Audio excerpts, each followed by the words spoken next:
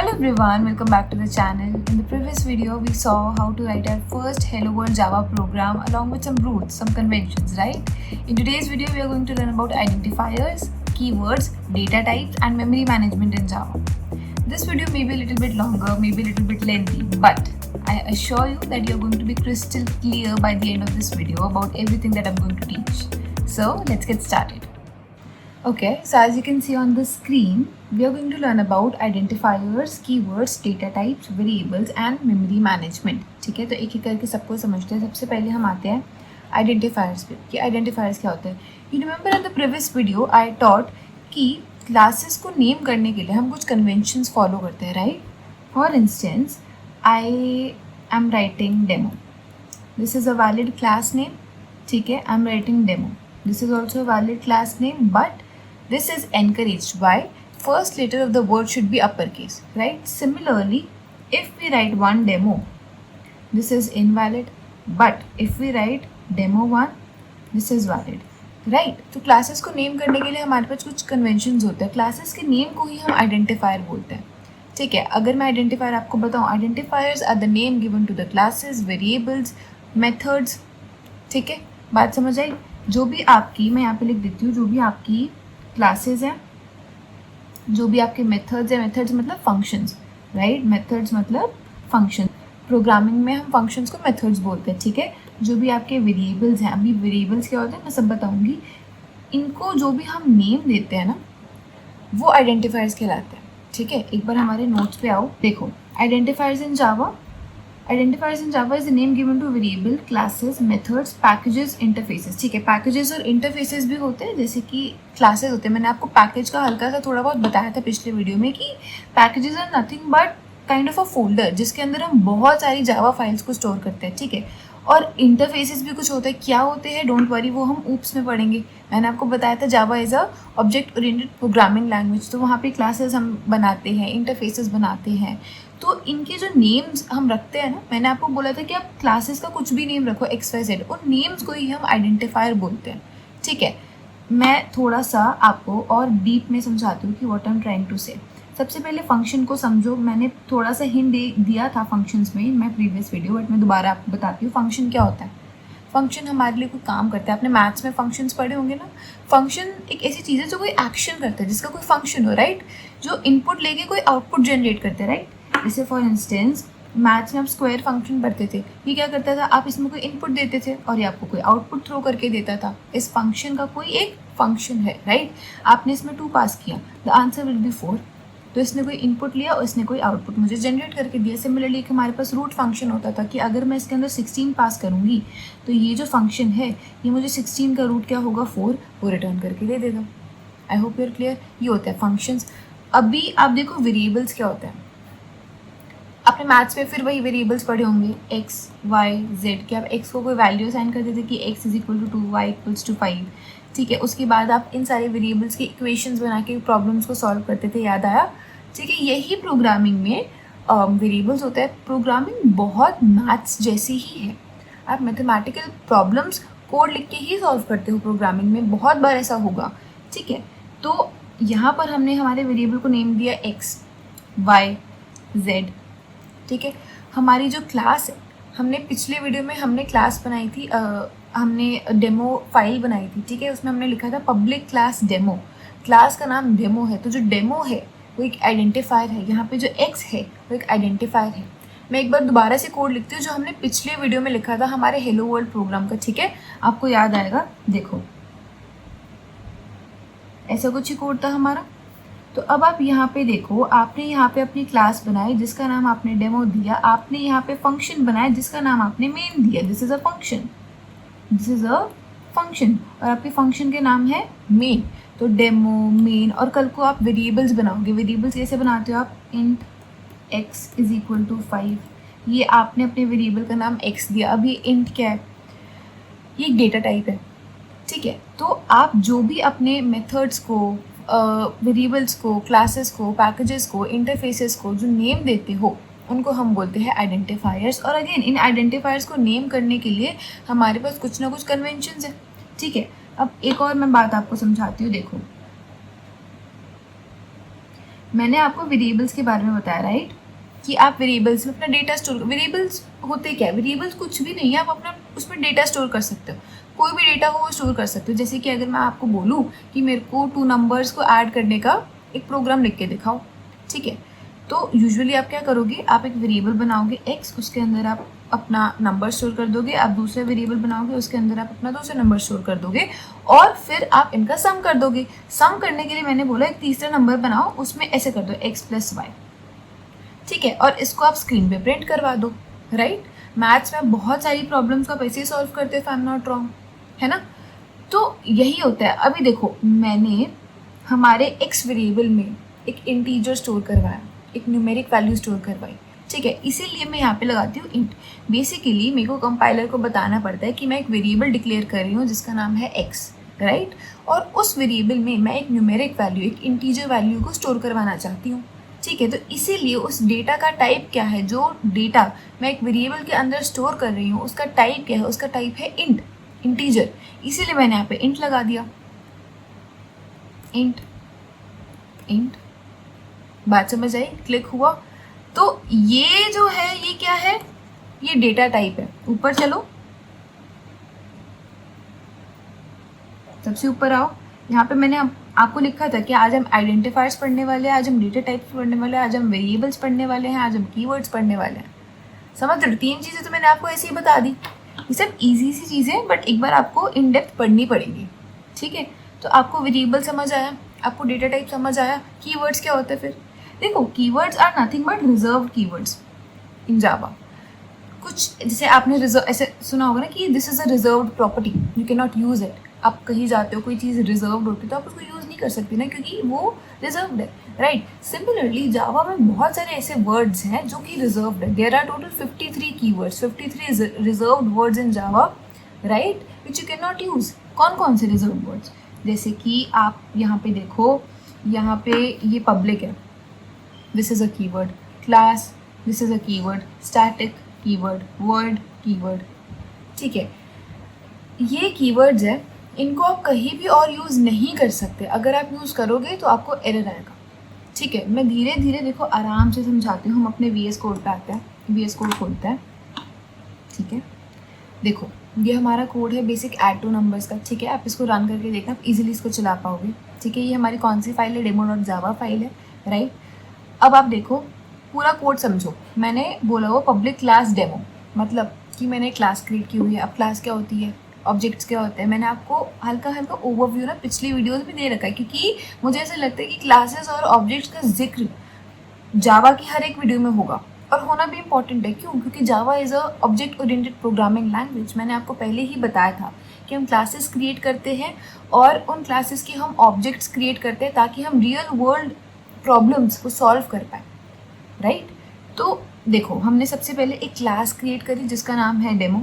उसके बाद हमने एक फंक्शन बनाया, हमने एक मेथड बनाया जिसका नाम है मेन, ठीक है। इस मेन फंक्शन के अंदर हम बोल रहे हैं कि हमने एक वेरिएबल बनाया x, उसको आपने वैल्यू कुछ भी रैंडम असाइन कर दी, मैंने यहाँ पे 12 असाइन करी।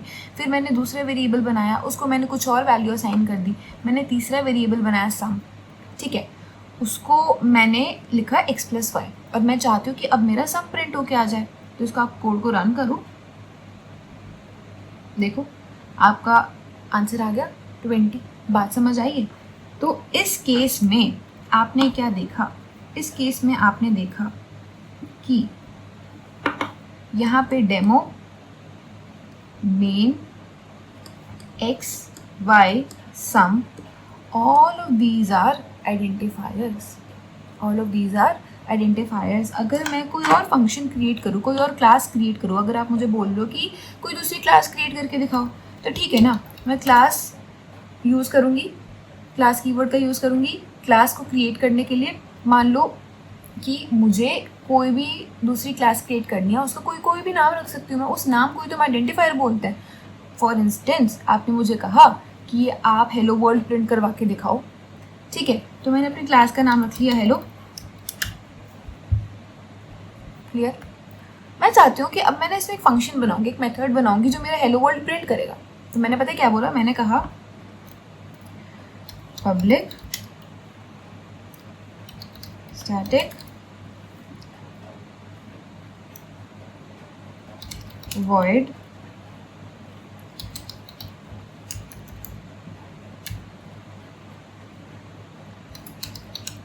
print hello। ठीक है, ये देखो, ठीक है, मैंने यहाँ पे एक अलग से क्लास बना दी छोटी सी, उस छोटी सी क्लास के अंदर एक मैंने फंक्शन लिख दिया जिसका नाम है प्रिंट हेलो, राइट। और इसको मैं अब रन करवा सकती हूँ। तो आपने क्या देखा, मैंने फिर एक दूसरी क्लास बना दी जिसका नाम मैंने हेलो रख दिया, और फिर मैंने एक प्रिंट हेलो करके एक फंक्शन बनाया, राइट। तो ये जो आप नेम्स देते हो ना, इन्हीं को ही हम आइडेंटिफायर्स बोलते हैं। और आइडेंटिफायर्स को लिखने के लिए ऑब्वियसली कुछ कन्वेंशंस होते हैं। हमारे नोट्स पे आओ वापस। अब यहाँ पे देखो, मैंने कुछ एग्जाम्पल्स ऑफ वैलिड आइडेंटिफायर्स की, जो वैलिड सिंटैक्स है, जो वैलिड नेम्स है जो आप दे सकते हो, मैंने वो लिख दिया।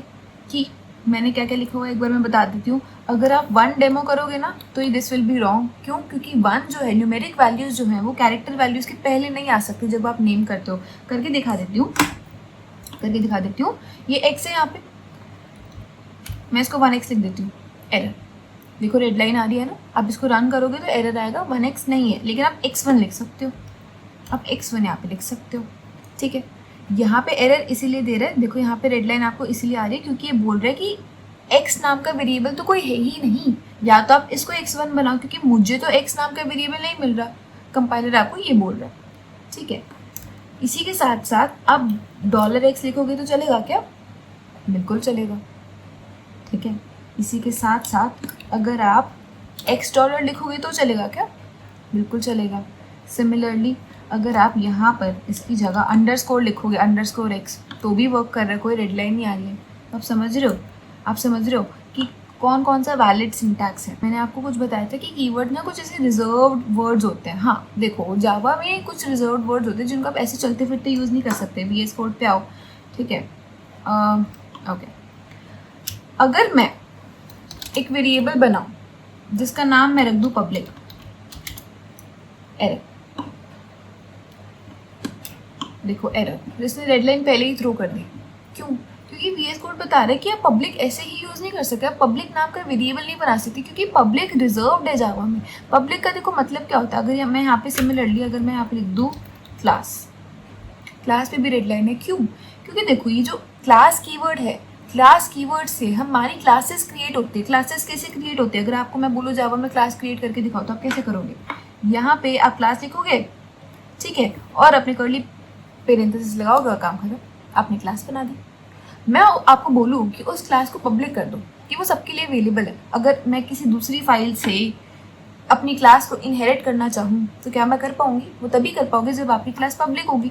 तो एक तरह से आपने ऐसे सुना ना कि पब्लिक प्रॉपर्टी, प्राइवेट प्रॉपर्टी की, ये पब्लिक प्रॉपर्टी है, यहाँ पे हर कोई आ जा सकता है, लेकिन ये प्राइवेट प्रॉपर्टी है, इसमें हर कोई नहीं आ जा सकता। तो हम ना एक काइंड ऑफ अथॉरिटी असाइन कर देते हैं कि नहीं आप नहीं आ सकते, आप आ सकते हो, राइट। तो क्लासेस के लिए भी यही सेम होता है। बट अगर देखो कोई ऐसा बच्चा है जिसको क्लासेस नहीं समझ आ रही है, कुछ भी नहीं समझ आ रहा कि क्लासेस होती क्या, मैं बोल तो इतनी बार चुकी, देखो मैंने पहले समझा रखा है, मैं एक बार दोबारा से समझा देती हूँ इन शॉर्ट। देखो क्लासेस एक ब्लूप्रिंट होता है, ठीक है, एक पर्चा जैसा होता है कि एक ब्लूप्रिंट होता है, और उन क्लासेस की हम ऑब्जेक्ट्स बनाते हैं। पहले ऑब्जेक्ट्स को समझो, जैसे कि मान लो ये कार है, मैंने कार का एग्जाम्पल पहले भी दिया था। ये कार है, ये कार क्या है? मेरा एक ऑब्जेक्ट है। ये कार क्या है? मेरा एक ऑब्जेक्ट है। जैसे यहाँ पे ये देखो, ये पेन पड़ा हुआ है, ये पेन पड़ा हुआ है, this is object, this is a real life object obviously, right. अभी इस पेन की क्या प्रॉपर्टीज है? This pen is blue in colour, इसकी इंक भी ब्लू ही होगी इस पेन की, ठीक है। इस पेन का काम क्या है, फंक्शन क्या है कि it helps us to write, right. तो हमारे पास रियल वर्ल्ड ऑब्जेक्ट्स होते हैं, राइट। इस ऑब्जेक्ट, ये ऑब्जेक्ट क्या है? कार। इसकी कुछ प्रॉपर्टीज होंगी कि ये कार कौन से कलर की है, ये कार कौन सी कंपनी की है, इसका कौन सा मॉडल है, एंड सो राइट। इस कार के फंक्शंस हो गए। फंक्शन क्या होगा? To move in a specific direction, to move इधर फॉरवर्ड और बैकवर्ड, कोई टर्न लेना है, गियर चेंज करना है, क्लच ब्रेक दबाना है, ये सारे अलग अलग फंक्शंस है कार के, right. This is a object. बात समझ आइए। लेकिन मेरे पास एक क्लास है जिसका नाम है ऑटोमोबाइल, या कह लो व्हीकल, मतलब एक कैटेगरी है, उसके अंदर सब कैटेगरी। कैटेगरी क्या? Automobile, vehicle. अब वो ऑटोमोबाइल तो कुछ भी हो सकता है, वो एक स्कूटर भी हो सकता है, 2 व्हीलर 4 व्हीलर भी हो सकता है, कार हो सकती है, हैवी व्हीकल ट्रक भी हो सकता है, जीप भी हो सकती है, बाइक भी हो सकती है, बुलेट भी, कुछ भी हो सकता है, राइट। तो मैं क्या कह रही हूँ कि मैंने क्लास क्रिएट कर दी, ठीक है, जिसका नाम है ऑटोमोबाइल।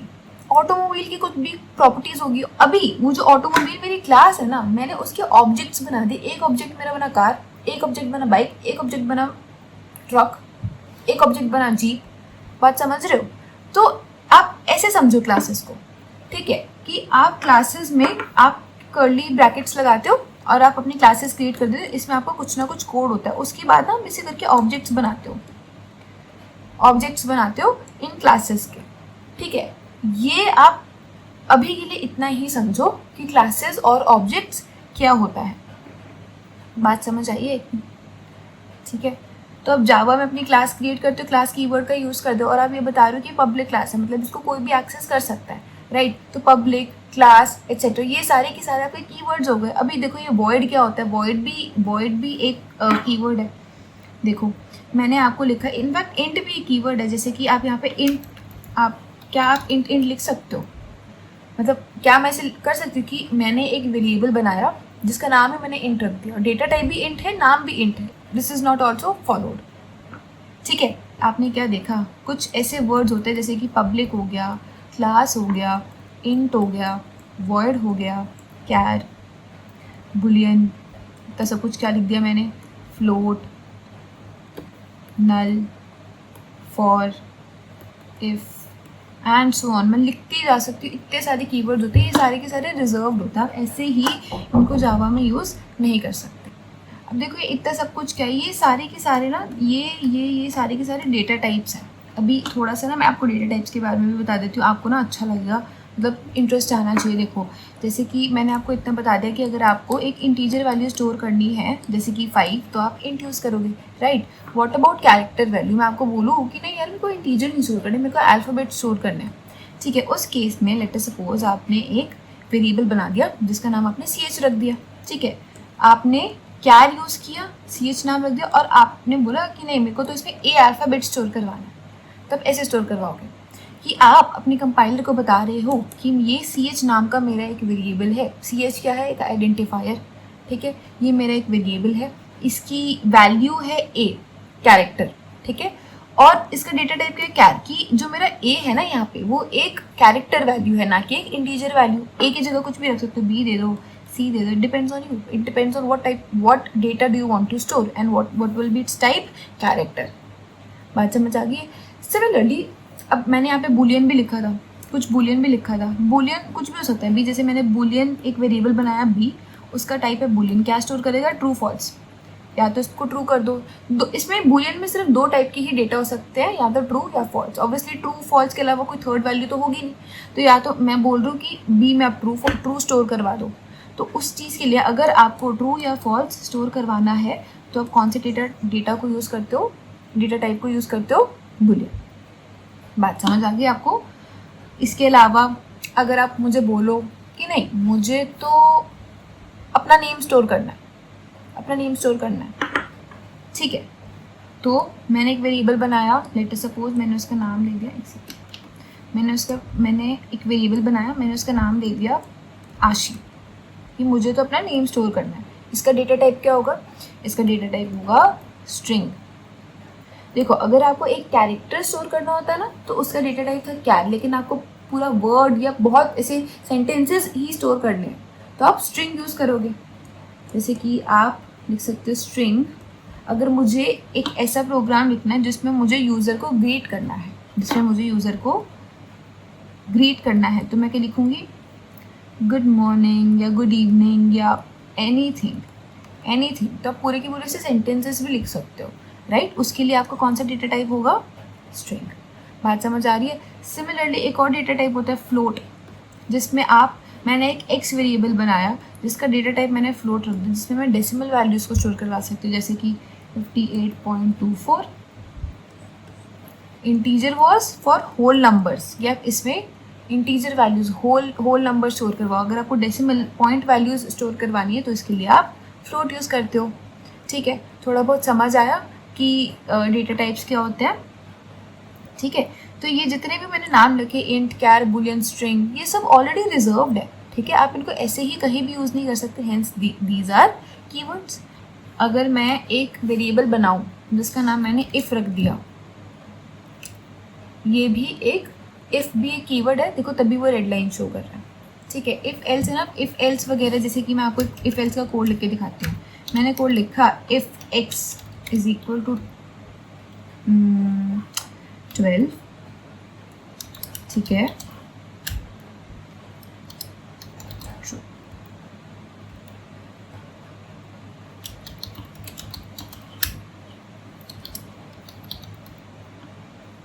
ये देखो मैंने यहाँ पर अपना कोड लिखा, देखो सबसे पहले तो उसने सम जनरेट कर दिया कि x की वैल्यू 12 है, y की वैल्यू 8 है, तो उसने सम 20 जनरेट कर दिया। उसके बाद मैंने एक इफ एल्स लगाया कि अगर मेरा x 12, हम इफ एल्स स्टेटमेंट यूज़ नहीं करते कि if this then this otherwise this, right. तो मैंने कहा अपने कंपाइलर को कि अगर मेरी x की वैल्यू 12 है तो ट्रू प्रिंट करवा दो, अदरवाइज फॉल्स प्रिंट करवाओ। बात समझ आई? तो अब ऐसे ऐसे ना खुद से भी लिख सकते हो, मैं आपको अच्छे से बताऊंगी, बट आपको इतना तो समझ आ गया होगा कि अच्छा हम नंबर्स कैसे ऐड करते हैं, हम वेरिएबल जैसे बनाते हैं, वेरिएबल्स के कुछ डेटा टाइप्स होते हैं, जावा में कुछ रिजर्व्ड वर्ड्स होते हैं जिनको हम कीवर्ड्स बोलते हैं, ठीक है। अब देखो मैंने यहाँ पे वैल्यू चेंज कर दी कि अगर मेरी एक्स की वैल्यू 10 है तो ही ट्रू प्रिंट करवाओ, तो इस केस में हमारे पास आंसर फॉल्स आ जाना चाहिए क्योंकि हमारी एक्स की वैल्यू 10 नहीं है, 12 है, ठीक है। तो इफ़ एल्स भी हमारे जावा में ना इनको हम बोलते हैं कंडीशनल स्टेटमेंट्स। कंडीशन ऑब्वियसली कि हम कोई कंडीशन पास कर रहे हैं, इस कोड में मेरी क्या कंडीशन है कि मेरा x 10 है या नहीं, तो दीज आर कंडीशनल स्टेटमेंट्स। एक बार हम कीवर्ड्स पढ़ते हैं। Keywords are the reserved words that have predefined meanings and are used by Java compiler. इनके ऑलरेडी कुछ मीनिंग्स होते हैं, सेट होते हैं, ठीक है, और जावा कंपाइलर उन्हें उस वे में ही यूज़ करता है, right. There are total 53 keywords, but मैंने यहाँ पे सेक ऑफ सिंप्लिसिटी और अंडरस्टैंडिंग के लिए ही मैंने कुछ ही कीवर्ड्स यहाँ पे मेंशन किए। बात समझ आ गई है? अब हम आते हैं डेटा टाइप्स पे, ठीक है। हमने थोड़ा बहुत डेटा टाइप्स के बारे में देख लिया है ना। और डिटेल में देखते हैं डेटा टाइप्स। मेमोरी मैनेजमेंट थोड़ा सा बढ़ा जाएगा वीडियो में, ठीक है, बट इंटरेस्टिंग चीज़ है, मतलब मुझे ऐसा लगता है पर्सनली ऐसी चीज़ नहीं है जो बोरिंग है, ठीक है। सो एंड होनी भी नहीं चाहिए। If you are kind of pissed off और if you are bit tired, I suggest you take a break और सब कुछ फ्रेश माइंड से देखना, क्योंकि इसको अगर आप इंटरेस्ट के साथ देखोगे ना तो ही मज़ा आएगा। Otherwise programming at some point in life starts to ache a lot when you don't enjoy it, और उसके बाद फिर हम ऐसे रट्टा मारना शुरू कर देते हैं। तो अभी तो जस्ट बिगिनिंग है, बट ठीक है, लेट्स बिगिन। ओके, सो अब हम डेटा टाइप्स पढ़ते हैं, ठीक है। अब आप देखो मैंने स्क्रीन पे क्या लिखा हुआ है। मैंने डेटा टाइप्स को दो पार्ट्स में डिवाइड किया, दो कैटेगरीज में डिवाइड किया। One is primitive and second is non primitive. अब ये क्या होता है? Primitives are data types which can not be broken down further, ठीक है। और सिंपलेस्ट डेटा टाइप्स जिन्हें बोलते हैं, जैसे कि आपको एग्जांपल देते हो, जब हम छोटे बच्चे होते हैं, ठीक है, जब हम पढ़ना शुरू ही करते हैं अपनी क्लासेस में जाके, तो सबसे पहले ना हम बच्चे को काउंटिंग सिखाते हैं कि 1 2 3 इसका मतलब क्या है, राइट। उसको इंटीजर्स सिखाते हैं, उसको अल्फ़ाबेट सिखाते हैं कि A to Z हमारे पास अल्फ़ाबेट्स होती है, क्योंकि अगर उसे अल्फ़ाबेट्स नहीं पता होंगे, उसे नंबर्स नहीं पता होंगे, तो वो कैलकुलेशंस नहीं कर पाएगा, वो सेंटेंसेस या वर्ड्स फ्रेम नहीं कर पाएगा, राइट। तो प्रिमिटिव डेटा टाइप्स, जो सिंपलेस्ट डेटा टाइप्स होते हैं ना, सिंपलेस्ट जो बेसिक्स होते हैं, उन्हें हम बोलते हैं प्रिमिटिव डेटा टाइप्स, और उनको हम फर्दर ब्रेक डाउन नहीं कर सकते। और हमारे पास टोटल 8 प्रिमिटिव्स डेटा टाइप्स होते हैं, ठीक है। 8 प्रिमिटिव डेटा टाइप्स होते हैं। मैं आपको लिख देती हूँ स्क्रीन पे, आप साथ के साथ पढ़ना, ठीक है। हमारे पास है इंट, वी हैव कैर, ये टोटल मैंने आपको 8 प्रिमिटिव डेटा टाइप्स लिखे हैं यहाँ पे, ठीक है। हमारे पास टोटल 8 प्रिमिटिव डेटा टाइप्स होते हैं। अब इंट मैंने आपको ऑलरेडी समझा दिया कि आप जितने भी इंटीजर वैल्यूज़ आपको स्टोर करनी होती है, वो आप इजीली कर सकते हो। कैर में सारी की सारी आप इंटीजर वैल्यूज जैसे 5 6, ठीक है। कैर में आप जितनी भी कैरेक्टर वैल्यूज़ आपको स्टोर करनी होती है, जैसे A B C। बुलियन में या तो आप ट्रू फॉल्स स्टोर करते हो, या तो ट्रू या फिर फॉल्स। फ्लोट में आप डेसिमल पॉइंट स्टोर करते हो, ठीक है, जैसे कि 5.5, सिंपल। तो आप जितनी भी डेसिमल वैल्यूज़ है वो आप फ्लोट में स्टोर करते हो। डबल में, डबल क्या होता है, डबल में भी आप डेसिमल वैल्यूज़ स्टोर करते हो, लॉन्ग में भी आप इंटीजर वैल्यूज़ स्टोर करते हो, ठीक है। शॉर्ट में भी इंटीजर वैल्यू स्टोर होती है, बाइट में भी इंटीजर वैल्यू स्टोर होती है। अब ये क्या है, इतना सब कुछ तो मैंने डेसिमल डेसिमल इंटीजर इंटीजर लिख दिया, धीरे धीरे करके पढ़ते हैं, ठीक है। तो नीचे चलते हैं, मैं आपको पढ़ाती हूँ धीरे धीरे करके कितना सब कुछ क्यों लिखा है और इतने सारे क्यों हैं हमारे पास, कि एक से काम क्यों नहीं चल रहा, नहीं चला, मैं बताती हूँ क्यों। देखो साइजेस पे डिपेंड होता है, जैसे कि मेरा जो इंट है डेटा टाइप, ठीक है, जिसमें मैं इंटीजर वैल्यू स्टोर करती हूँ, this is of 32 bit. 32 bit इसका जो साइज है वो है 32 बिट। अब 32 बिट क्या होता है, देखो जिनको नहीं पता कि बिट बाइट्स क्या होते हैं, मैं आपको ये बता दूँ। आपने ऐसे सुना होगा कि ये सॉफ्टवेयर 10 MB का है, या ये जो बहुत बड़ा सॉफ्टवेयर है ये 2 GB का है, GB, MB, KB। I know अभी हम सब इन सब वर्ड्स से फेमिलियर तो होंगे। ये क्या है, ये बाइट्स ही होती हैं। जैसे कि आपने सुना होगा ना, जैसे 1 metre is equal to 100 centimetre, conversion units, right. Memory में अलग अलग यूनिट्स होती है, KB, MB, GB, TB, terabyte, ठीक है। अब जैसे कि इसको हटाती हूँ मैं, देखो 1 बाइट हैज टोटल 8 बिट्स, ठीक है। इसको याद रखना, अगर आपको नहीं पता तभी मैं आपको बता रही हूँ। 1 byte is equal to 8 bits, ठीक है। 1 kilobyte which is KB has 1000 bytes. 1 MB megabyte has 1000 kilobytes, ठीक है। 1 GB has 1000 megabytes, gigabytes, megabytes. तो ये मैंने अलग अलग यूनिट्स लिख दिए, ठीक है। तो यहाँ पे आप देखो, मैंने कहा कि जो मेरा इंटीजर है, integer is of 32 bit. 32 bit का क्या मतलब हुआ कि इंटीजर मेरा टोटल 4 बाइट्स मेमोरी में ऑक्यूपाई करेगा। इंटीजर मेरा टोटल 4 बाइट्स मेमोरी में ऑक्यूपाई करेगा। कैसे निकाला, 32/8 कर दो, सिंपल। आपको बाइट्स निकालनी है ना, बिट्स को कन्वर्ट करना है, तो 32/8 कर दो। बात समझ आ गई है, ठीक है।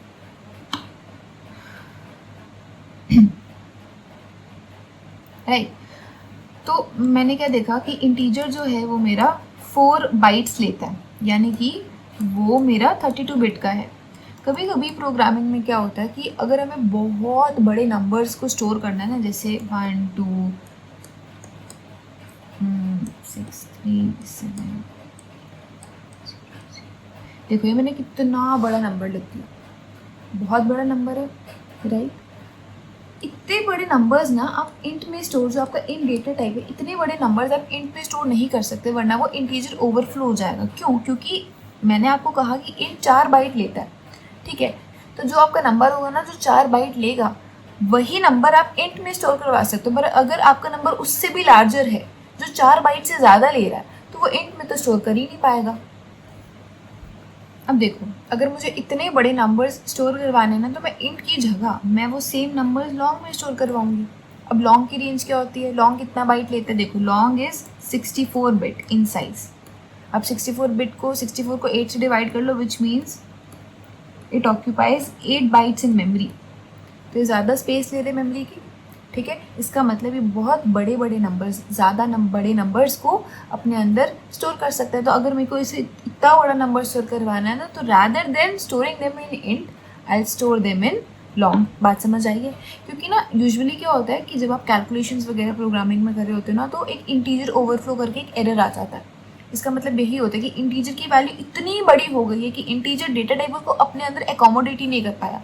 उस केस में आपको कोई बड़ा डेटा टाइप चाहिए होता है जिसके अंदर बड़े नंबर, जैसे शॉर्ट है, शॉर्ट भी इंटीजर्स के लिए ही होता है, शॉर्ट भी इंटीजर्स के लिए ही होता है। बट ऑब्वियसली नाम से पता लग रहा है कि जो छोटे छोटे छोटे नंबर्स हैं ना, शॉर्ट उनको अपने अंदर स्टोर करेगा। बात समझ आई है। अब जो शॉर्ट होता है, शॉर्ट इज ऑफ 16 बिट, मतलब कि शॉर्ट ऑक्यूपाइज 2 बाइट्स। तो शॉर्ट में आप रिलेटिवली जो छोटे छोटे नंबर्स हैं वो आप अपने अंदर स्टोर करवा सकते हो। अगर मैं आपको रेंज बताऊं, कोई मुझसे पूछे कि आशी ये जो इंटीजर डेटा टाइप है ये कहाँ से कहाँ तक नंबर्स को स्टोर करेगा, मुझे कैसे पता लगेगा? मतलब मैं तो कोई भी रैंडम नंबर टाइप कर दूँ, अगर मैं बड़ा भी नंबर टाइप करूँगा तो मुझे तो यही डर लगता रहेगा कि किस में जाना चाहिए। तो इनकी ना रेंज होती है और ये काफ़ी इंपॉर्टेंट है, ठीक है। इनकी ना रेंज होती है, रेंज, इंटीजर की range goes from -2 to the power 31 to 2 to the power 31 - 1। Negative और पॉजिटिव नंबर्स दोनों हम स्टोर करवा सकते हैं, ठीक है। तो आप कैलकुलेट कर लो कि 2 to the power 31 क्या ही होगा, ठीक है। वहाँ तक आप इन इंटीजर में आप अपने नंबर्स को स्टोर करवा सकते हो। अगर उससे ज़्यादा हो गया ना तो फिर इंटीजर में वो स्टोर नहीं होगा और फिर आपको इंटीजर ओवरफ्लो करके एरर आएगा। एक बार ना हम गूगल पे देख भी लेते हैं कि integer data type range in Java, ठीक है। देखो ओके, ये आप देखो इतना बड़ा नंबर है, minus from this to this, देख रहे हो आप, इतना बड़ा नंबर है। तो लीविंग 31 बिट्स, यहाँ पे देखो leaving 31 bits for the magnitude of this number. बात समझ आइए? तो अगर आप इवन कैलकुलेटर से कैलकुलेट करोगे ना 2 to the power 31 कितनी होती है, तो वो आपको यही मिलेगी, वो आपको यही मिलेगी। तो अगर आपका नंबर इस रेंज के अंदर है ना तो वो ईजिली इंट में स्टोर हो जाएगा, वो ईजिली इंट में स्टोर हो जाएगा। अब देखो इसने साथ में लॉन्ग की, फ्लोट की, डबल की, देखो लॉन्ग में इतना बड़ा। अगर आपके नंबर्स यहाँ से लेकर यहाँ तक है तो वो लॉन्ग में भी स्टोर हो जाएंगे। देख रहे हो कितने बड़े बड़े नंबर्स हैं। अब मैं आपको लॉन्ग की रेंज बताऊँ कितनी होती है। लॉन्ग की range goes from -2 to the power 63 to 2 to the power 63 - 1। अब आप कैलकुलेट कर लो 2 to the power 63 कितना होता है, तो वो आपको यही मिलेगा कैलकुलेट करके। बात समझ आई है? अब सिमिलरली 16 बिट है, 16 बिट है शॉर्ट। तो शॉर्ट की क्या रेंज होगी? -2 to the power 15 to 2 to the power 15 - 1, ठीक है। बात आई समझ? यहाँ पे शॉर्ट की भी होगी, आई गेस हम देख लेते हैं। देखो शॉर्ट की भी रेंज है यहाँ पे, ये देखो यहाँ पे शॉर्ट की भी रेंज है फ्रॉम दिस टू दिस। आप साथ के साथ ना नोट करते रहना ये सब, ठीक है।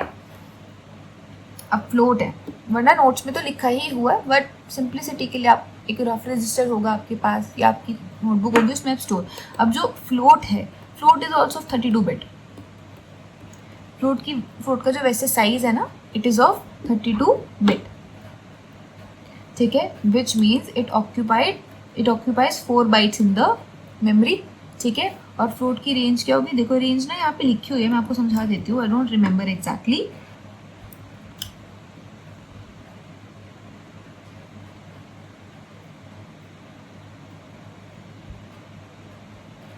ओके यहाँ पे देखो, यहाँ पे इसकी रेंज क्या आ रही है? The approximate range of float is from this to this. इसका मतलब क्या है? मैं लिख देती हूँ 1.4e।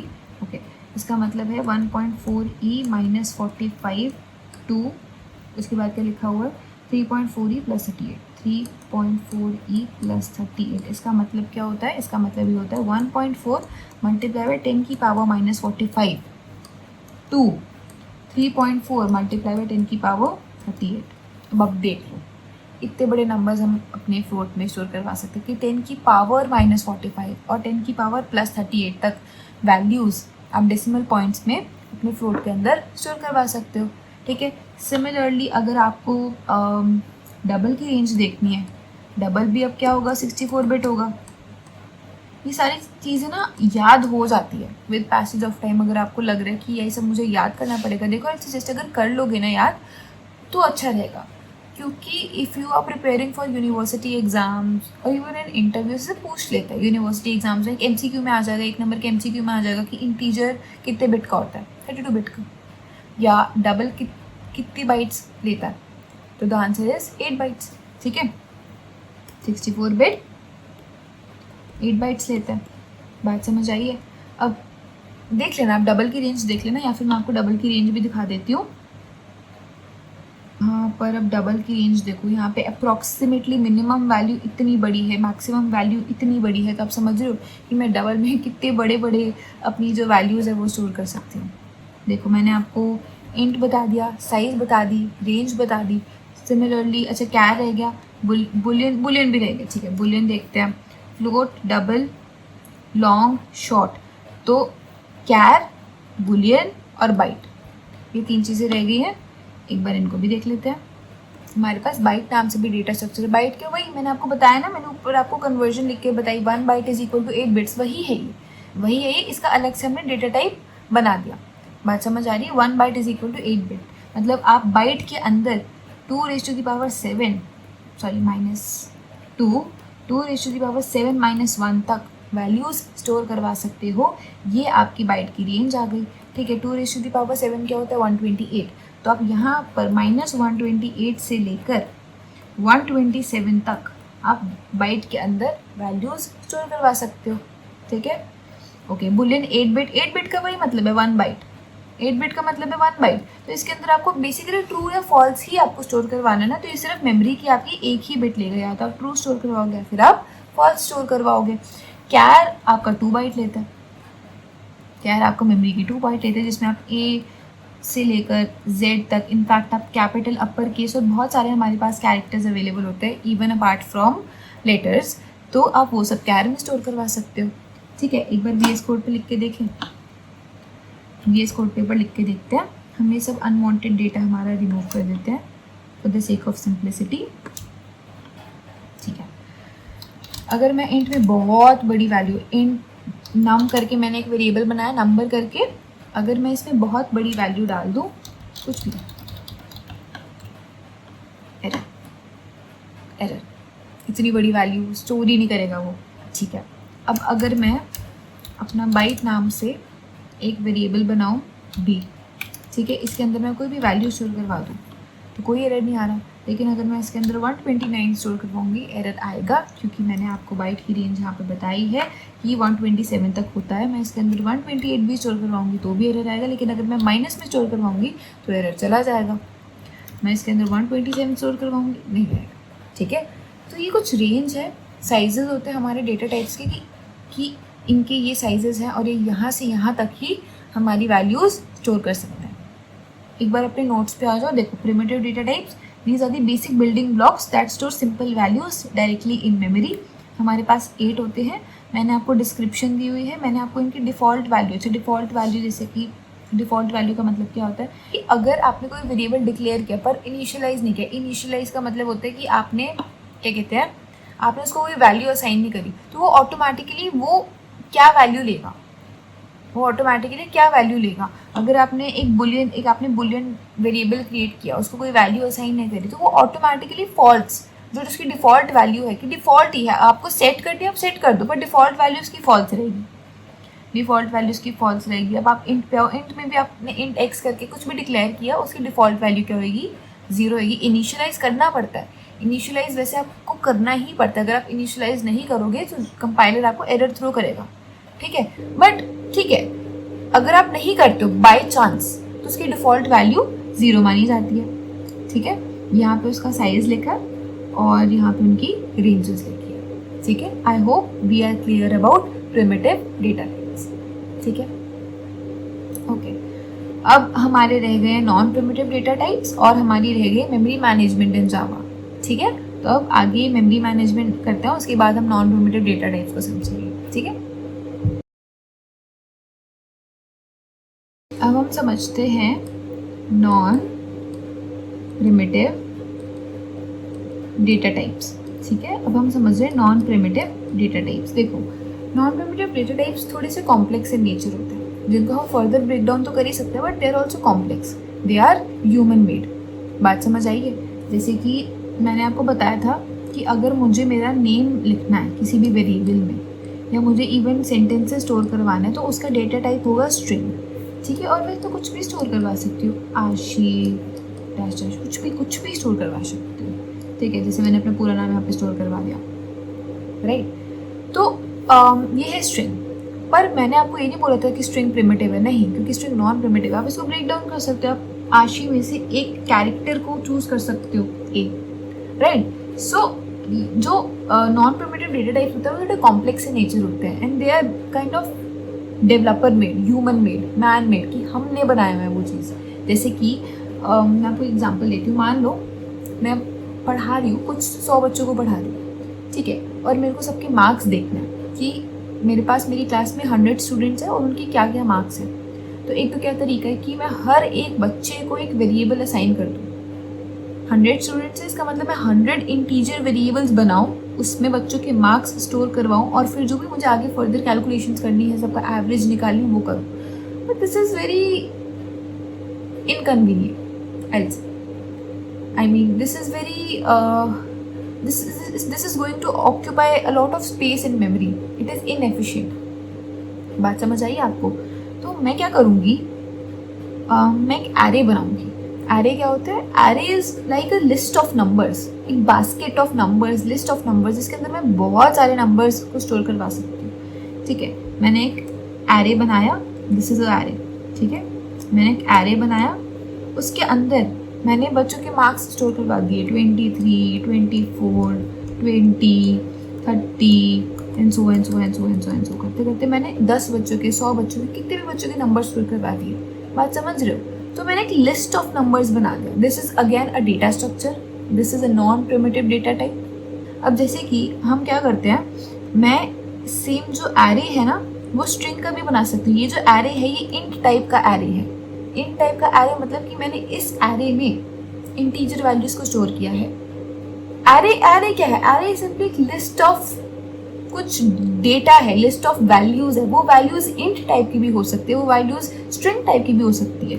मैंने एक मेरा एरे बनाया फ्रूट्स नाम का, जो कि स्ट्रिंग वैल्यूज स्टोर करेगा, जिसके अंदर मैं अपने काफ़ी सारे फ्रूट स्टोर करवा सकती हूँ। जैसे कि मैंने मैंगो स्टोर करवाया, ठीक है, मैंने एप्पल स्टोर करवाया, मैं बहुत सारे फ्रूट स्टोर करवा सकती हूँ। तो इंस्टेंट कि मैं अलग अलग फ्रूट्स के लिए अलग अलग वेरिएबल्स बनाऊँ, मैंने एक लिस्ट के अंदर, एक एरे के अंदर, ठीक है, मैंने सारे अपने फ्रूट स्टोर करवा दिए। और क्योंकि वो फ्रूट्स एक मेरा मतलब कहते हैं कि अल्फ़ाबेटिकल वर्ड्स है ऑब्वियसली, तो फिर मैंने उनको जो डेटा टाइप है वो स्ट्रिंग प्रोवाइड कर दिया। समझ रहे हो? तो नॉन प्रिमिटिव डेटा टाइप आपने समझा कि थोड़े से कॉम्प्लेक्स इन नेचर होते हैं। अभी तो मैंने आपको स्ट्रिंग और एरे बताया, और भी बहुत टाइप के होते हैं नॉन प्रिमिटिव डेटा टाइप्स। हम साथ के साथ ऑब्जेक्ट्स भी स्टोर करवाते हैं। फिर ऑब्जेक्ट्स आ गए, जैसे कि मैंने कोई क्लास बनाई, उस क्लास के अंदर मेरा कोई भी कोड है, कुछ भी एक्सप्लिसिट कोड है, ऑब्जेक्ट जो होता है वो हमेशा क्लास से रिलेटेड होता है। तो फिर जो भी मैं ये इवन ऑब्जेक्ट्स भी बनाऊंगी ना, ये भी एक तरह का मेरा नॉन प्रिमिटिव डेटा टाइप ही है। आपको बात समझ आई है? तो ये होते हैं मेरे पास नॉन प्रिमिटिव डेटा टाइप्स। ठीक है, अब हम पढ़ते हैं थोड़ी सी मेमोरी मैनेजमेंट। ठीक है, क्योंकि मेमोरी मैनेजमेंट है तो इम्पॉर्टेंट। और मैं आपको ना सबसे पहले थोड़ा सा बेसिक्स ऑफ मेमोरी मैनेजमेंट, अगर आपको पता है, अगर आपको बेसिक्स क्लियर है, दैट्स वेरी गुड। बट बहुत लोगों को ना क्लियर नहीं होता, तो उनको ना बात उनकी फील नहीं होती। अगर आपके बेसिक्स से क्लियर नहीं होंगे ना, जैसे ये चीज़ें हमारे साथ भी हुई थी कि हमें बहुत कुछ आगे का सिखा दिया जाता था प्रोग्रामिंग में, बट हमारे बेसिक्स से क्लियर नहीं होते थे। तो मैं आपको मेमोरी मैनेजमेंट सिखाती हूँ जावा में, कि मेमोरी मैनेजमेंट कैसे होती है और हमारे जो डेटा टाइप्स हैं वो मेमोरी में कैसे स्टोर होते हैं। ठीक है, मैं आपको मेमोरी मैनेजमेंट सिखाती हूँ। मेमोरी जो है, मेमोरी हमारे क्या यूज़ में आती है, हमें कोई भी डेटा स्टोर करना है ना हमारे सिस्टम में, whether it's are mobile phones, whether it's are computer, हम मेमोरी में स्टोर करते हैं। ठीक है, मेमोरी में हम अपना जो कोई भी फाइल्स है, सॉफ्टवेयर्स हैं, सब कुछ हमारी मेमोरी में स्टोर होता है। हमारे सिस्टम में मेमोरी 2 टाइप्स की होती है। एक होती है हमारे पास मेन मेमोरी, दूसरी होती है हमारे पास सेकेंडरी मेमोरी। सेकेंडरी मेमोरी में हमारे पास क्या कुछ आते हैं? सेकेंडरी मेमोरी में हमारे पास हार्ड डिस्क आती है, SSDs आती हैं, CDs आती हैं, या फिर आप कह लो पेन ड्राइव्स वगैरह आती हैं। ठीक है, ये सब हमारी सेकेंडरी मेमोरी की, हमने एक अलग से मेमोरी है, उसमें हम अपना डेटा को स्टोर करवा रहे हैं। हार्ड डिस्क हो गई आपके लैपटॉप में, ठीक है, SSDs वगैरह हो गई, पेन ड्राइव, तो CDs DVDs पहले बहुत ज़्यादा यूज़ होती थी, अब नहीं होती। ये एक तरह से सेकेंडरी मेमोरी है। हमारी मेन मेमोरी सिस्टम की कौन कौन सी होती है? रैम, रोम, कैशे, कैश मेमोरी भी बोलते हैं, ठीक है, रजिस्टर्स, ये सारी की सारी हमारी मेन मेमोरी होती है। RAM is what? Random access memory, ROM is what, read only memory. फिर हमारे पास कैशे मेमोरी होती है, हमारे पास रजिस्टर्स होते हैं। Cache memory is very fast, it is a temporary memory and it is used for the faster execution, it provides fast access to all the files and software। जैसे कि आप कोई भी फाइल है वो बहुत फ्रीक्वेंटली ओपन करते हो तो वो ना कैश मेमोरी में जाके लोड हो जाती है, ताकि आपका जो एग्जीक्यूशन टाइम है, जो एक्सेस करने का टाइम है, वो फास्ट ना हो जाए। तो कैश मेमोरी काफ़ी फास्ट होती है, रजिस्टर्स उससे भी ज़्यादा फास्ट होते हैं। ठीक है, तो ये आपकी दो टाइप की मेमोरीज होती है। आपको इतनी बात क्लियर है, रैम, रोम, कैश, रजिस्टर्स। ठीक है, अब सबसे पहले मैं आपको ये बताती हूँ कि अगर आप अपने सिस्टम में कोई भी फाइल ओपन करते हो तो वो कैसे होती है, मतलब फाइल एलोकेशन, मेमोरी एलोकेशन आपके सिस्टम में कैसे होती है। ठीक है, सबसे पहले यू रिक्वेस्ट अ फाइल, आपके कंप्यूटर में कोई ना कोई फाइल है या कोई ना कोई सॉफ्टवेयर है, आप उसको खोलना चाहते हो, you request it. The request is send to your operating system. Operating system क्या होता है, आपका लैपटॉप विंडोज़ है, मैक ओएस है, लिनक्स है, कौन सा ऑपरेटिंग सिस्टम आप यूज़ कर रहे हो। ठीक है, मेरा भी विंडोज़ है, हो सकता है आप मैक यूज़ कर रहे हो सकता है आप लिनक्स यूज़ कर रहे हो, that is your operating system. तो अगर मुझे कोई भी फाइल ओपन करनी है, राइट, तो मैं उस पर डबल क्लिक करूँगी, मैं उसको ओपन करूँगी। The request will be received and accepted by operating system. तो जो मेरी विंडोज़ है, मेरा जो मैक है, उसको प्रोसेस करेगा। ठीक है, वो रिक्वेस्ट को रिसीव कर लेगा और एक्सेप्ट कर लेगा। Then what happens is file system locates the file.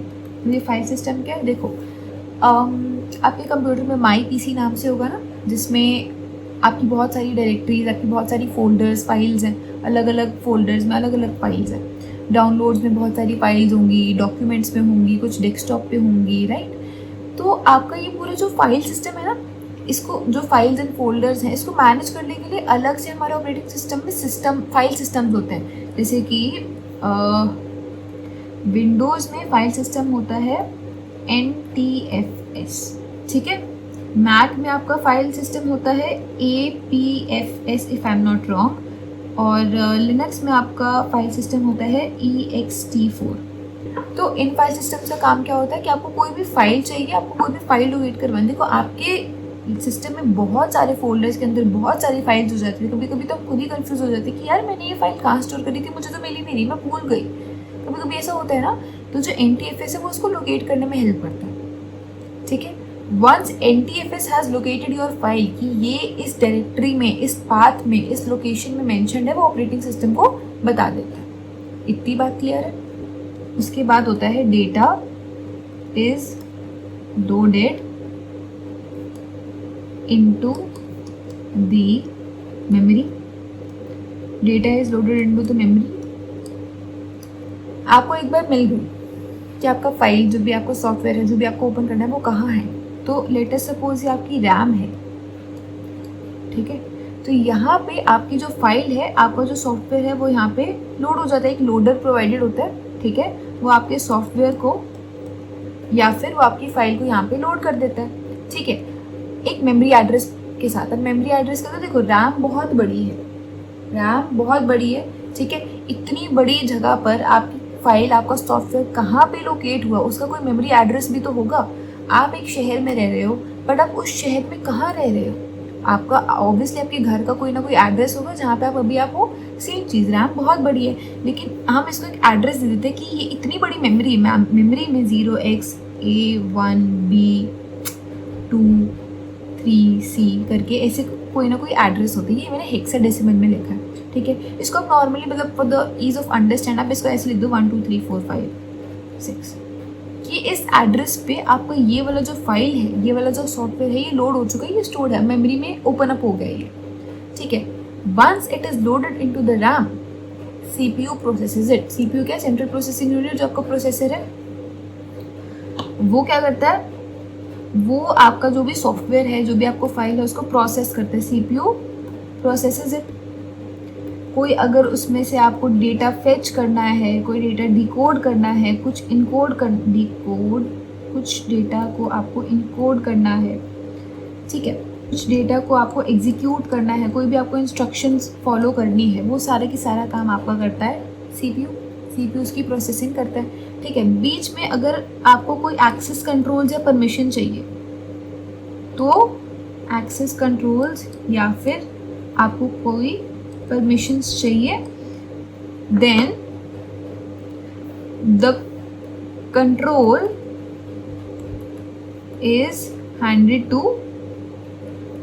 Is handed to operating system. इसका मतलब देखो, आपको एक एग्जांपल देती हूँ। बहुत बार क्या होता है कि जब भी आप कोई सॉफ्टवेयर खोलते हो ना, तो वो सॉफ्टवेयर मेमोरी में लोड हो जाता है। ठीक है, सीपीयू उसकी प्रोसेसिंग करता है कि इसको ओपन अप कर दिया। ठीक है, कभी कभी क्या होता है कि एकदम से ना कोई प्रॉम्प्ट आता है हमारी स्क्रीन पे, do you want to update this software, latest version is available, है ना। बेसिकली क्या हो रहा है कि सीपीयू उसको प्रोसेस तो कर देता है, बट काफ़ी बार यूज़र से कुछ परमिशन चाहिए होती है कि क्या हमें परमिशन है इस चीज़ को करने की। तो तब ना कंट्रोल ऑपरेटिंग सिस्टम जो आपकी विंडोज़ है उसके पास आ जाता है। फिर विंडोज़ आपको एक प्रॉम्प्ट जनरेट करके देती है कि कुछ पूछते कि क्या मैं अपडेट कर दूँ। अगर आप बोलते हो नहीं तो आप नो पे क्लिक कर देते हो, अगर आप बोलते हो येस तो फिर आपका जो अपडेशन है वो स्टार्ट हो जाती है। फिर बाद में वो बोलते हैं कि आप रीस्टार्ट कर लो अपने सिस्टम पर, जो होता है ना।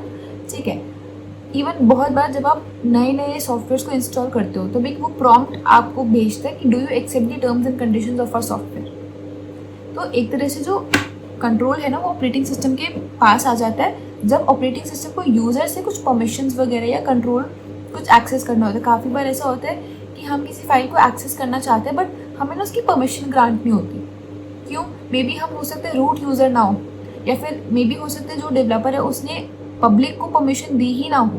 तो उस केस में भी ऑपरेटिंग सिस्टम जो है वो ये सब चीज़ें हैंडल करता है। Once the permissions are handled और जो भी यूज़र से इनपुट लेना था एक बार वो हो जाता है, वापस हमारा जो कंट्रोल है वो सीपीयू के पास चला जाता है और सीपीयू उसको प्रोसेस करता है। जब हमारा काम हो जाता है, जब हम जो भी हमारा सॉफ्टवेयर है, जो भी हमारा फाइल है, जब हम उसको बंद कर देते हैं तब वो हमारी मेमोरी से भी रिमूव हो जाता है। ठीक है, I hope you are clear. This is the basic कि मैंने आपको अभी तक ये बताया कि मेमोरी एलोकेशन कैसे होती है। ठीक है, आप कोई भी फाइल, कोई भी सॉफ्टवेयर वगैरह कुछ भी ओपन करते हो वो ऐसे होता है। अगर आप जावा का भी प्रोग्राम आपको रन करना है ना, तो सबसे पहले आपकी वो फाइल ढूंढी जाती है कि वो फाइल है कहाँ पे। फिर उसको सीपीयू जो है उसमें जितनी भी कोड लिखा है, जो भी इंस्ट्रक्शंस लिखे, उसको फॉलो करके वो सेम चीज़ एग्जीक्यूट होती है। इतनी बात क्लियर है? ठीक है, तो ये मैंने आपको मेमोरी एलोकेशन बताई कि मेमोरी एलोकेशन कैसे होती है। अब देखो, ओके, तो अब हम मेमोरी मैनेजमेंट इन जावा देखते हैं। ठीक है, see in Java memory is divided into two main areas, stack and heap. ठीक है, मेनली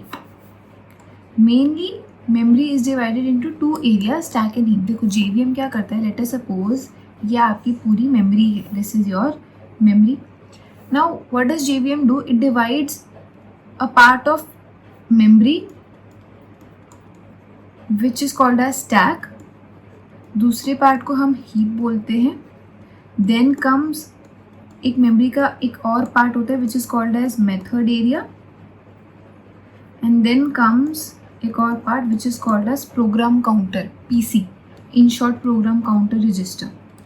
ठीक है, तो हमारी जो मेमोरी है it is divided into few parts by JVM. Mainly जो हमारी मेमोरी है वो स्टैक और हीप में डिवाइड हो जाती है। अब स्टैक और हीप होते क्या हैं और इनमें फ़र्क क्या है, राइट? अब हम वो समझते हैं। What is the difference between stack and heap, और मेमोरी एलोकेशन स्टैक में होती है या हीप में होती है, अभी हम उस चीज़ के बारे में डिस्कस करने वाले हैं। ठीक है, देखो सबसे पहले आप ये बात नोट डाउन कर लो कि स्टैक में जितने भी हमारे प्रिमिटिव डेटा टाइप्स हैं, प्रिमिटिव डेटा टाइप्स वो सारे स्टोर होते हैं। ठीक है, स्टैक में हमारी जितनी भी फंक्शन कॉल्स है वो स्टोर होती है, राइट? और स्टैक में जितना भी हमारा रेफरेंसेस ऑफ ऑब्जेक्ट्स होता है, अभी रेफरेंसेस ऑब्जेक्ट्स क्या है मैं आपको समझाऊंगी, बट स्टैक में ये सारी चीज़ें हमारी एलोकेट होती है। और हीप में क्या एलोकेट होते हैं, हीप में हमारे जितने भी ऑब्जेक्ट्स हैं या फिर जितने भी नॉन प्रिमिटिव डेटा टाइप्स हैं हमारे, वो सारे के सारे हीप में स्टोर होते हैं। ठीक है, इसको और डीपली समझते हैं कि इसका मतलब क्या है। देखो, यू रिमेंबर हमने सम ऑफ टू नंबर्स का कोड लिखा था, लेट मी ओपन दैट। देखो ये मेरे पास सम ऑफ टू नंबर्स का कोड है, राइट। अब इसमें आप देखो हो क्या रहा है, मैं आपको नोट डाउन करके बताती हूँ। ये कोड आपको याद हो गया, ठीक है, मतलब आपको पता है कि इसमें क्या हो रहा है। देखो इसमें होगा क्या, सबसे पहले आपने क्लास डेमो के अंदर एक फंक्शन कॉल किया मेन, ठीक है। तो आपका जो कंपाइलर होगा ना वो इस स्टेप पे आएगा। मैं लिख देती हूँ यहाँ पे, सबसे पहले आपकी क्लास के अंदर आपका public static void main, public static void main, PSV short form लिख दी, पब्लिक स्टैटिक वॉइड मेन आपका फंक्शन कॉल होगा। उसके अंदर आपने एक वेरिएबल डिक्लेयर किया हुआ है ए, इंट ए, ठीक है, उसकी कोई भी वैल्यू आपने असाइन कर दी। फिर इंट बी आपने डिक्लेयर किया हुआ है, उसमें भी आपने कोई वैल्यू असाइन कर दी। उसके बाद आपने एक तीसरा वेरिएबल डिक्लेयर किया हुआ है int sum, which stores addition of a plus b, ठीक है। अच्छा एक बात हमेशा ध्यान रखना, प्रोग्रामिंग में हमेशा आप जो भी स्टेटमेंट लिखते हो ना वो एंड हमेशा सेमी कॉलन से होती है। आपने एक बात नोटिस करी होगी यहाँ पे कि हर एक अदर देन वो क्लास या फंक्शन है, हर एक स्टेटमेंट मेरी सेमी कॉलन से एंड होगी, ठीक है। और उसके बाद इतना हमने कर दिया, then what we have done, हमने सम को प्रिंट करवा दिया, ठीक है, हमने सम को अपनी स्क्रीन पे प्रिंट करवा दिया। और फिर हमने हमारा जो फंक्शन है वो यहाँ पे क्लोज कर दिया, हमारी क्लास यहाँ पे क्लोज कर दी। इतना हमारा कोड था, आपको इतनी बात समझ आई। तो अब होगा क्या, अब आप देखो मेमोरी एलोकेशन कैसे होगी। सबसे पहले हमारा स्टैक में फंक्शन कॉल होगा मेन, ठीक है। ये क्या है, ये एक फ्रेम है, this is called as frame, this is called as frame in stack. Stack में ना ऐसे बहुत सारे फ्रेम्स होते हैं, ये एक फ्रेम है, दूसरा, ये तीसरा, ये चौथा, ऐसे करके फ्रेम्स होते हैं। तो सबसे पहले फ्रेम में हमारी फंक्शन कॉल होगी। दिस इंडिकेट्स कि अभी जो हमारा कंपाइलर है वो इस लाइन ऑफ कोड पर है, वो इसको रीड करने वाला है। उसने देखा कि अच्छा ये मेन नाम का हमने फंक्शन डिक्लेयर किया, तो उसने स्टैक में फंक्शन कॉल कर दी एलोकेट, ठीक है। उसके बाद हमारा कंपाइलर इस लाइन ऑफ कोड पे आएगा, मतलब फंक्शन के अंदर, ठीक है। फंक्शन उसने देखा कि यहाँ पे फंक्शन है, उसने मेन फंक्शन को कॉल कर दिया, उसने स्टैक में कॉल कर दिया। उसके बाद वो इस फंक्शन के अंदर आएगा और उसने देखा कि अच्छा यहाँ पे एक ए नाम का वेरिएबल डिक्लेयर किया हुआ जिसका डेटा टाइप है इंट, जिसकी वैल्यू है 5। तो क्योंकि ये प्रिमिटिव डेटा टाइप है इसलिए ए हमारा यहाँ पे स्टोर हो गया, ठीक है। और क्योंकि ए जो है वो इंट टाइप का है, हमने देखा था अभी कि इंट जो है वो हमारी मेमोरी में 4 बाइट्स लेते हैं, तो यहाँ पे हमारे 4 बाइट एलोकेट हो जाएंगे। बात समझ आ गई है। अब हमारा कंपाइलर इस लाइन ऑफ कोड पे आएगा, ठीक है। अब यहाँ पे देखो, यहाँ पे बी को हमने 10 एलोकेट किया हुआ, सिमिलरली बी को भी वो हमारे स्टैक में एलोकेट कर देगा, कितना, 4 बाइट्स। अगेन वो यहाँ पे आएगा, उसने देखा कि हमने एक सम नाम से नया वेरिएबल डिक्लेयर किया हुआ है, तो वो सम को भी यहाँ पे एलोकेट कर देगा, कितनी, 4 बाइट। और वो रिजल्ट कंप्यूट कर देगा कि अच्छा ये तो ए और बी का मतलब एडिशन है, ठीक है। तो उसको यहाँ पे 15 वैल्यू असाइन कर देगा। इतनी बात क्लियर है। ये सारा प्रोसेस कहाँ हुआ, हमारा स्टैक में, हीप में कुछ भी नहीं हुआ। मैं बताती हूँ क्यों, ठीक है। ये स्टैक में होगा। अच्छा अभी ये आपकी लैपटॉप की स्क्रीन है, फॉर इंस्टेंस ये आपकी लैपटॉप की स्क्रीन है, आपने लिखा एस आउट सम, तो आपकी स्क्रीन पे 15 प्रिंट होके आ जाएगा। बात समझ आ गई। उसके बाद आपका कंपाइलर इधर आएगा और उसने देखा कि ये फंक्शन तो एंड हो गया, मेन फंक्शन तो एंड हो गया। अब क्योंकि मेन फंक्शन कॉल हमारी एंड हो गई है, आप एक तरह से मेन फंक्शन के बाहर आ गए हो, तो स्टैक में जो ये फंक्शन कॉल है ये रिमूव हो जाएगी। This will be removed, this will be deallocated, ये चीज़ रिमूव हो जाएगी, ठीक है। उसके बाद कंपाइलर इधर इस पेरेंथेसिस पे आएगा। इस पेरेंथेसिस का मतलब है कि प्रोग्राम ओवर। अब क्योंकि प्रोग्राम ओवर हुआ है तो हमने जितनी भी बाइट्स एलोकेट की थी, टोटल हमने यहाँ पे 12 बाइट एलोकेट की थी ना, वो सारी की सारी डी एलोकेट हो जाएगी। मेमोरी को फ्री अप भी तो करना है, मेमोरी फेल थोड़ी ना रहेगी, मेमोरी को फ्री अप भी तो करेंगे। तो जो स्टैक आपका पहले से भर गया था, ठीक है, वो अब पूरा की पूरा एम्प्टी हो जाएगा। वो अब जितनी भी मेमोरी आपने एलोकेट की थी वो अपने आप डी एलोकेट हो जाएगी वंस योर प्रोग्राम एंड्स। बात समझ आई है। ये बेसिक सिंपल मेमोरी एलोकेशन थी इन जावा कि अगर जावा में आप कोड लिखते हो तो फिर जो मेमोरी है वो आपकी ऐसे एलोकेट होती है।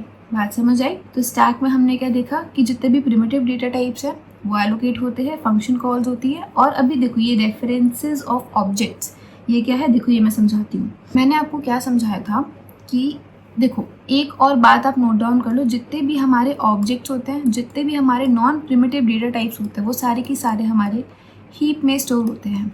बात समझ आइए, वो सारे के सारे हीप में स्टोर होता है। अब नॉन प्रिमिटिव डेटा टाइप जैसे स्ट्रिंग हो गया, स्ट्रिंग हो गया, मैंने आपको लिखा कि मेरा नेम मुझे लिखना है, उसका डेटा टाइप है स्ट्रिंग, और वो मैं अपना नेम कुछ भी डाल सकती हूँ, है ना। अब जैसे मुझे ये स्टोर करवाना है, because it is non primitive data type, it will not be stored in stack, it will be stored in heap. इसका जो रेफरेंस है, इसका जो मेमोरी एड्रेस है, वो स्टैक में स्टोर होगा। बात समझ आइए। सिमिलरली मैंने आपको बताया था कि मुझे एक लिस्ट ऑफ नंबर्स स्टोर करवाने हैं एक ही जगह पे, तो मैं एक एरे बनाऊंगी, उसके अंदर बहुत सारे नंबर्स मैं स्टोर कर लूँगी। अभी ये जितनी भी चीज़ें हैं, ये सारी की सारी कहाँ स्टोर होंगी? हीप में। स्टैक में क्या स्टोर होगा? इनका रेफरेंस स्टोर होगा। रेफरेंस क्यों स्टोर होगा बताती हूँ। अभी जैसे आप क्लासेस बनाओगे, उन क्लासेस के फिर आप ऑब्जेक्ट्स बनाओगे, तो जो भी ऑब्जेक्ट्स होंगे ना, वो भी आपके हीप में स्टोर होंगे। ठीक है, इसको और डीपली समझो। जैसे कि आपने यहाँ पे एक इंट एरे बनाया, ठीक है, उसमें आपने लेट अस सपोज 3 एलिमेंट्स आपने स्टोर कर दिए। इतनी बात समझ आए? ये आपका स्टैक है, ये आपका हीप है। ठीक है, जब ये वाली मेमोरी एलोकेट होगी ना, तब क्या होगा? ये मेमोरी हीप में एलोकेट होगी, तो हीप में आपका एक एरे बन जाएगा 1 2 3, जो इन टोटल कितनी स्पेस लेगा? कैलकुलेट कर लो। इन टोटल ये आपकी 12 बाइट्स लेगा। 12 कैसे? 12 कैसे सोचो। हमने इस एरे में 3 एलिमेंट्स डाले, ठीक है, और हर एक एलिमेंट का टाइप है int. 1 element occupies 4 bytes. 4 bytes क्यों? क्योंकि वो हमारा इंट टाइप का है। तो 3 एलिमेंट्स कितने ऑक्यूपाई करेंगे? मल्टीप्लाई कर लो, 12 बाइट्स। इतनी बात क्लियर है? ठीक है, तो आई होप ये क्लियर है। तो आपने हीप में मेमोरी एलोकेट कर दी 12 बाइट्स, उसमें आपने पूरा अपना एरे स्टोर करवा दिया। इसका जो रेफरेंस है, इसका जो एड्रेस है, वो आपके स्टैक में स्टोर होगा। समझ रहे हो? मतलब ये एक तरह का क्या है? ये एक तरह का रेफरेंस है, एक तरह का रेफरेंस है, ये एक तरह का मेमोरी एड्रेस है। Memory address which will directly point two this.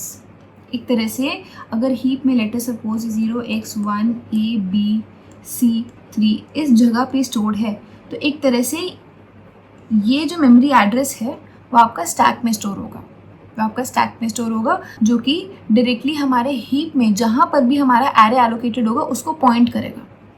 अगर आपने C++ में पॉइंटर्स पढ़े हैं ना, तो ये कुछ उसी की तरह है, ये कुछ उसी की तरह है। Difference between C++ and Java is कि C++ में ना पॉइंटर्स का कॉन्सेप्ट होता है, जावा में पॉइंटर्स का कॉन्सेप्ट नहीं होता। अगर आपने पहले C++ पढ़ी हुई है ना, तो आप क्या करते हैं, C++ में एक ऐसा पॉइंटर बनाते हो और फिर एक एम्परसेंड करके आपके पास ऑपरेटर होता है ना। इस एम्परसेंड ऑपरेटर से आप किसी भी अपना वेरिएबल का या ऑब्जेक्ट का या डेटा स्ट्रक्चर का एड्रेस प्रिंट करवा सकते हो। जावा में अनफॉर्चुनेटली आप एड्रेस नहीं प्रिंट करवा सकते, JVM does not allow due to safety reasons. ठीक है, इसी वजह से जावा में आपके पास पॉइंटर्स नहीं होते हैं। ठीक है, बट एक तरह से जैसे पॉइंटर्स का काम क्या होता था कि किसी भी ऑब्जेक्ट को मेमोरी में पॉइंट करना, राइट। सिमिलरली ये भी वही चीज़ है। ठीक है, तो एक तरह से ये जो हमारा एरे है, इसकी मेमोरी एलोकेट हुई है हीप पे at a certain memory address पर। वो मेमोरी एड्रेस, वो रेफरेंस जो है, वो हमारे स्टैक में स्टोर होगा। आई होप आपको इतनी बात क्लियर है। और एरेज भी एक तरह के हमारे ऑब्जेक्ट से होते हैं। ये जितना भी हमने देखा ना, ऊपर ऊपर आओ, हमने क्या देखा? एरे, स्ट्रिंग, ये भी एक तरह के ऑब्जेक्ट्स ही हैं। ठीक है, तो ये सब हीप में एलोकेट होते हैं। मेमोरी एलोकेशन इनकी हीप में होती है, but there references are stored in stack. There references are stored in stack. ठीक है, अब ऐसी मेमोरी एलोकेशन क्यों?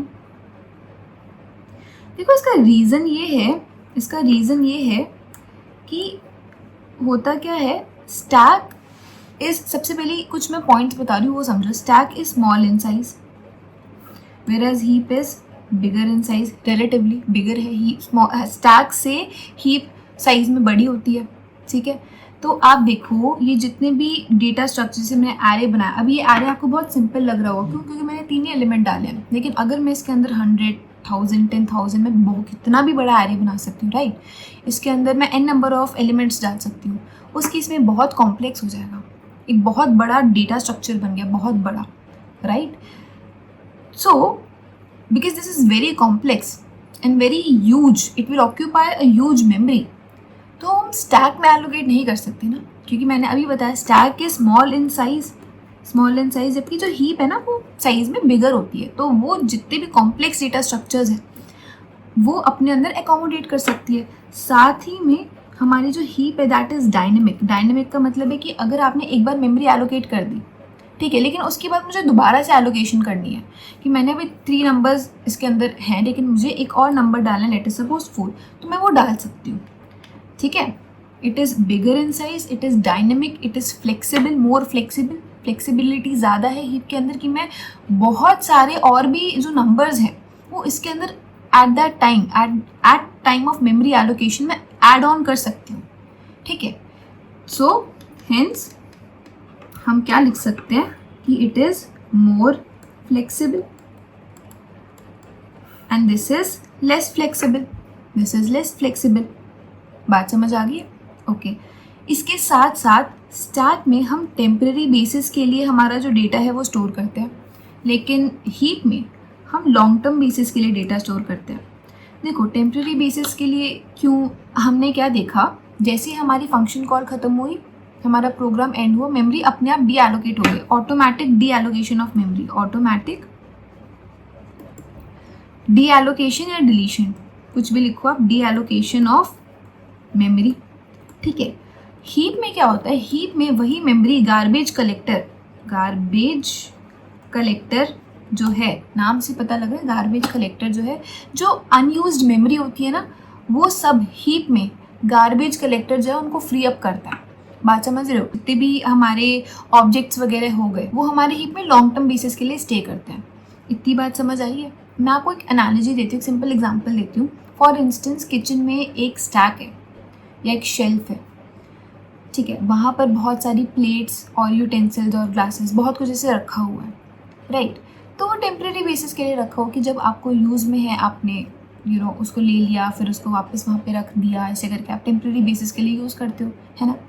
But in kitchen there is also a refrigerator, जहाँ पे आपकी जितने भी फूड आइटम्स हैं, फ्रूट्स, वेजिटेबल्स, जितना भी आपका फूड आइटम है, आप रेफ्रिजरेटर में स्टोर करते हो। Why? To increase shelf life, ताकि वो काफ़ी टाइम तक चल सके, है ना। लॉन्ग रन में भी अगर हमें उसकी रिक्वायरमेंट हो तो हम वहाँ से एक्सेस कर पाए। सिमिलरली यही कॉन्सेप्ट है स्टैक का और हीप का। अब आपको समझ आई, जितने भी हमने देखो ऑब्जेक्ट्स जो हैं, जो कि कॉम्प्लेक्स हैं और जो हमें आगे भी प्रोग्रामिंग में यूज़ करने पड़ेंगे, हमारे कोड में हो सकता है हमें चाहिए हो, वो सारे के सारे हीप में स्टोर होते हैं, राइट। बट जितना भी हमारा small and light weight data है, अभी इसी एरे का जो रेफरेंस है, का जो मेमोरी एड्रेस है, that is quite light weight. छोटा सा ये मेमोरी एड्रेस है, वो आपको स्टोर करना है। एटलीस्ट आपको पूरा इतना बड़ा एरे तो स्टोर नहीं करना पड़ेगा, राइट। इसीलिए हम जो एरे का रेफरेंस है, हमारे ऑब्जेक्ट्स के रेफरेंसेस होते हैं, वो हम स्टैक में स्टोर करते हैं, और पूरे के पूरे ऑब्जेक्ट्स, एरे, स्ट्रिंग्स या जितने भी आप डेटा स्ट्रक्चर्स आगे पढ़ोगे वो सारे के सारे हमारे हीप में स्टोर होते हैं। इतनी बात आपको समझ आ गई है। और जैसे ही हमारी फंक्शन कॉल एंड होती है, हमारा प्रोग्राम एंड होता है, मेमोरी सारी की सारी डी एलोकेट अपने आप हो जाती है स्टैक से। लेकिन हमारे पास हीप के लिए गार्बेज कलेक्टर होता है। एज द नेम सजेस्ट, जितनी भी अनयूज्ड मेमोरी है, मेमोरी एलोकेट हो गई है बट अभी वो यूज़ में नहीं है, अभी वो वेस्ट है, अभी वो यूज़ में नहीं है, तो गार्बेज कलेक्टर उस मेमोरी को अपने आप फ्री कर देता है। फॉर इंस्टेंस ये आपका स्टैक है, ये आपका हीप है, ठीक है। यहाँ पे आपका कोई डेटा पड़ा है, लेट अस सपोज कोई भी ऑब्जेक्ट है, कोई भी डेटा है, राइट, बट वो यूज़ में नहीं है, मतलब उसका जो रेफरेंस है वो स्टैक में नहीं है। एक तो होता है जैसे हमने एक एरे बनाया तो उसका जो रेफरेंस है वो हमने यहाँ पे प्लेस कर दिया, जो कि इसको डायरेक्टली पॉइंट कर रहा है, लेकिन स्टैक में उसका रेफरेंस ही नहीं है, समझ रहे हो। तो एक तरह से ये मेरे पास अनयूज्ड डेटा है, ठीक है। इट्स बेटर कि मैं इसको क्लीन कर दूँ, यहाँ से हटा दूँ, ताकि मेरी मेमोरी फ्री अप हो जाए और मेरे को एक्स्ट्रा स्पेस मिल जाए। ये जो काम है ये मेरा कौन करता है? Garbage collector. गार्बेज कलेक्टर जो है वो पीरियोडिकली चेक करता रहता है कि कोई ऐसा डेटा तो नहीं है जो मेरी रिक्वायरमेंट में नहीं है, जिसका रेफरेंस नहीं है मेरे पास। अगर ऐसा है तो उसको अपने आप फ्री कर देता है, ताकि मेरे पास हीप में ज़्यादा स्पेस अवेलेबल हो। अब मैंने समझा तो दिया ये सारा, एंड आई एम श्योर कि आपको समझ भी आ गया होगा, बट एक बार ना इसकी विजुअलाइजेशन देखें कि मतलब यूजुअली पता है क्या, why do we lose interest in studies? क्योंकि ऐसा होता है कि थ्योरी इतनी ज़्यादा हो जाती है कि प्रैक्टिकल पार्ट से हमारा ध्यान ही हट जाता है, जिसकी वजह से we are not able to feel things, right. तो इसका ना एक मैं आपको प्रैक्टिकली इसको करके दिखाती हूँ, स्टैक हीप वगैरह का मैं आपको एक डेमोन्स्ट्रेशन देती हूँ। ओके, अब आप देखो ये एक साइट है pythontutor.com, ठीक है। यहाँ पे मैंने बेसिक जावा प्रोग्राम लिखा है। मैंने प्रोग्राम क्या लिखा है, पहले मैंने सम ऑफ 2 नंबर्स लिखा है, उसके बाद मैंने एक सिंपल एक एरे डिक्लेयर किया, ठीक है। एरे के अंदर मैंने 5 एलिमेंट्स डाल दिए। अब इसको एग्जीक्यूट करते हैं। When you click on visualize execution, अब देखो यहाँ पे सबसे पहले देखो यहाँ पे रेड लाइन है। रेड लाइन का मतलब है this line will be executed, ठीक है। और रेड लाइन की जो ऊपर वाली लाइन है which is line number 2, this has been executed, ये एग्जीक्यूट हो चुकी है। अब आप देखो यहाँ पे फ्रेम्स है। फ्रेम्स का मतलब क्या है, स्टैक। मैंने आपको बताया था ना कि स्टैक में फ्रेम्स होते हैं, ठीक है। और ऑब्जेक्ट्स मतलब हीप्स, ऑब्वियसली मतलब इसका मतलब है कि हीप में जो है ऑब्जेक्ट, जितने भी ऑब्जेक्ट्स है वो कहाँ स्टोर होंगे, हीप में स्टोर होंगे, राइट। तो यही विजुअलाइज करवा रहा है। अब सबसे पहले because are line number 2 has executed, इसका मतलब है कि हमारी जो मेन फंक्शन कॉल है वो हमारी स्टैक में एलोकेट हो चुकी है, जैसे कि आप देख सकते हो यहाँ पे, ठीक है। अब मैं दूसरी लाइन को एग्जीक्यूट करती हूँ। नेक्स्ट देखो मेरी line number 3 has been executed, इसका मतलब जो x है उसकी जो मेमोरी है वो स्टैक में एलोकेट हो चुकी है। कंपाइलर समझ गए कि x एक वेरिएबल है जिसकी वैल्यू 12 है और जिसका डेटा टाइप इंट है, ठीक है। और वो स्टैक में क्योंकि प्रिमिटिव डेटा टाइप है यहाँ पे एलोकेट हो चुका है, ठीक है। नेक्स्ट सिमिलरली y भी एलोकेट हो चुका है जिसकी वैल्यू 8 है। नेक्स्ट सम भी एलोकेट हो चुका है और देखो सम कंप्यूट हो गया हमारा, यहाँ पे हमारा सम यहाँ पे कंप्यूट हो गया, ठीक है। नेक्स्ट ओके, हमारी जो नेक्स्ट लाइन थी वो थी system.out.print, और देखो ये हमारी स्क्रीन है। मैं इसको अगर थोड़ा सा बड़ा करूँ, ये हमारी स्क्रीन है, यहाँ पे आपको 20 दिख रहा होगा, हमारी स्क्रीन पे 20 प्रिंट हो गया, ठीक है। नेक्स्ट देखो देखो अपने आप समझ जाओ। अब हुआ क्या, हमने एरे क्रिएट किया। Array is a non primitive data type, एक तरह का ऑब्जेक्ट है एरे, ठीक है। तो एरे की हमारी मेमोरी एलोकेशन हुई है कहाँ, हीप में, ठीक है। और उसका जो रेफरेंस है, ये देखो उसका जो रेफरेंस है वो हमारे स्टैक में स्टोर हुआ है, जो कि उसको डायरेक्टली पॉइंट कर रहा है, हीप में जो है वो डायरेक्टली पॉइंट कर रहा है। क्लियर है, बात समझ आई। Then yes that's it.